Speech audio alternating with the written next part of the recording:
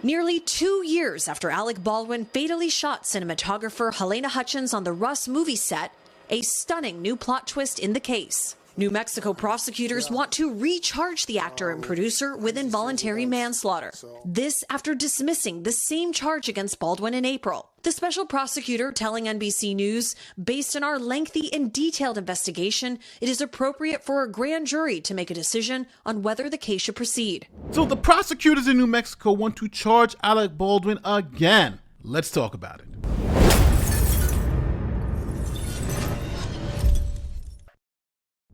Just when you thought you were done with involuntary manslaughter charges, they pull you back in. So, what's changed? What groundbreaking new evidence do they have now that they didn't have in April when they initially dropped charges against Alec Baldwin? Now, for those of you who don't know, Alec Baldwin is a famous actor and producer who starred in many movies. And in this case, he was working on this movie called Rust. Now, the victim in this case is Helena Hutchins, a talented cinematographer working on this particular film. Now, the incident that sparked this case happened on October 21st, 2021 in Santa Fe, New Mexico. Now, this is essentially what happened. Baldwin was rehearsing a scene in which he was to point a prop gun at the camera. The prop gun was supposedly loaded with dummy rounds, and all of a sudden, the gun went off when he pointed it at the camera. Let's hear Alec explain exactly what happened. It's Canada again. They arm me. And you're assuming, as we've done every time, that it's a cold gun for the rehearsal. And I put the gag in the shot, you're the camera, because I have a coat and I have a holster, and I pull the coat over, and I kind of cup my hands like I folded my hands. And then I'm going to slowly sneak the revolver, the Colt out, and turn and shoot these other guys, or try to shoot them. I take the coat over the thing, and the camera's there. I believe, my recollection is she was there, turned a bit, like talking to him. So I think she was hit in the right armpit. But this is all I know, and that is that I take the gun out in the rehearsal. Really, he wants it very dramatic and very slow, kind of sneak up on them. I take the gun out, and then as it clears, as the barrel clears the hole, I turn and cock the gun in the rehearsal. I turn and cock the gun goes off. It's supposed to be a cold gun. Nothing. No flash charges, nothing. Now, this is where things get a little spicy. See, in order to obtain a conviction in New Mexico for involuntary manslaughter, it's necessary for the state to demonstrate that Baldwin acted recklessly. This means that the state has to prove that Baldwin knew of the risk that pointing a gun at someone could harm them, and he ignored that risk, and that led to someone being seriously injured or even killed. Now, Baldwin's defense from the beginning is that he reasonably relied on the armorer and assistant director to make sure the guns that he had were safe. He also states that they told him the gun was safe when they handed it to him. Here's the clip. Who handed you your weapon in the day? Hannah. Handed it. Okay. And physically handed or put it in the holster? Handed it to me. Okay. She would show me the gun. Okay. Or she'd say, cold gun. She'd say, test it, or some language to indicate, she handed me the gun, that it was fine. And she'd say, do you want to check?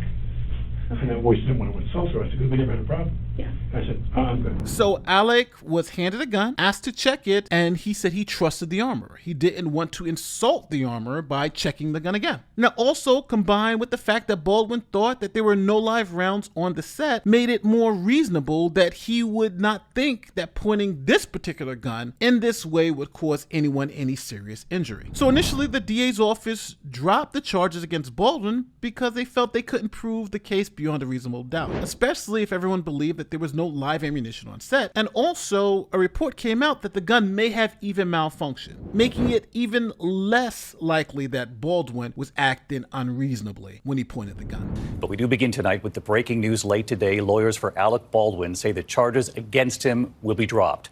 The involuntary manslaughter charges after that deadly accident on a movie set.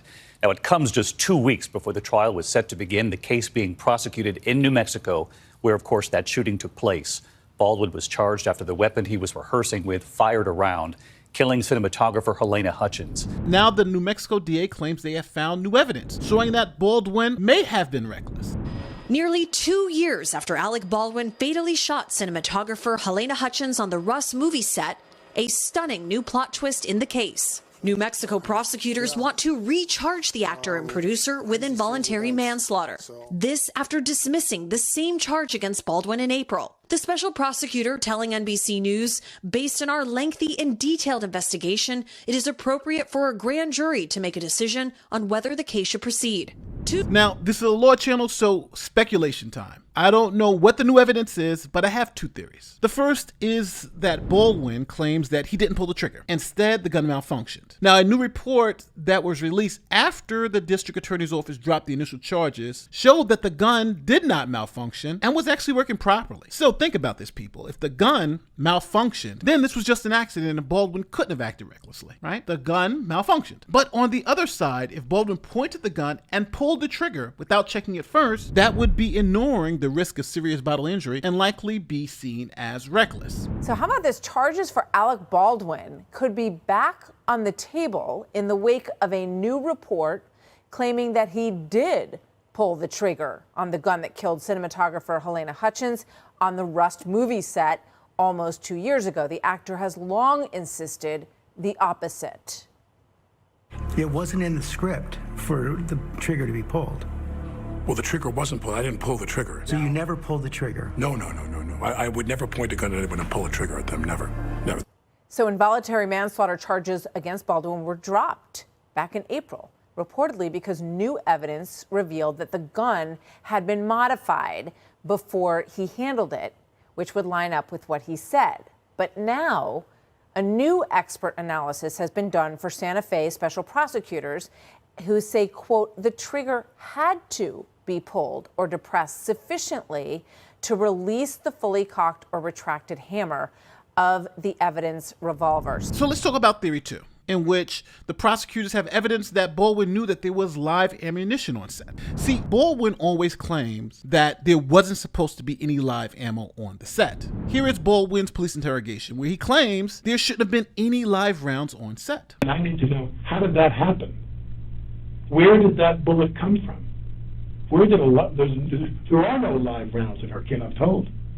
Everybody is sitting around waiting for me to come here with all the sheriffs and all the people that were there, waiting for us to get ready to come and do this with you. But all they did was talk about that. It was speculation of like, in her kit, she doesn't have live rounds. And that's what we were told. That's what, when we asked her, she said there is no live rounds, not even in her kit, not on set, anywhere. So for that very reason, we want to know the same question too. Yeah, how, if there's not supposed to be any live rounds on set, then it comes down to and who possible manufacturer defect for them. That a cosmetic round shot this projectile through them. So, if there's any evidence that Alec knew that there were live rounds on set, this could lead to an involuntary manslaughter charge because he would have known that there was a risk involved and ignored it. There are guns on set, there are live rounds. Now, this case illustrates the complexity and uncertainty of our legal system and how things can change over time. It also raises important questions about accountability and responsibility in the entertainment industry and how it handles firearm safety on set. Now, will Alec Baldwin be charged again? Will he be convicted? Will he be acquitted? Who knows? Right now, it's all about what the state can prove Alec knew at the time he pulled the trigger. So, my question to you, do you think Alec Baldwin knew that there were live rounds on set? If so, do you think that makes him culpable? Do you think that the fact that the gun could only have fired if he pulled the trigger changes the evaluation by the district attorney's office? Or do you think none of that matters? Do you think that it was reasonable for Alec Baldwin to rely on professionals handing him a gun and claiming it was cold and safe? If you were on this jury, based on the evidence you have now, how would you vote? Would he be guilty or not guilty? Comment section is where you tell me your thoughts. Don't forget, like, share, subscribe, do all that great YouTube stuff. My name is Nate the Lawyer, and I'll see you next time. Peace.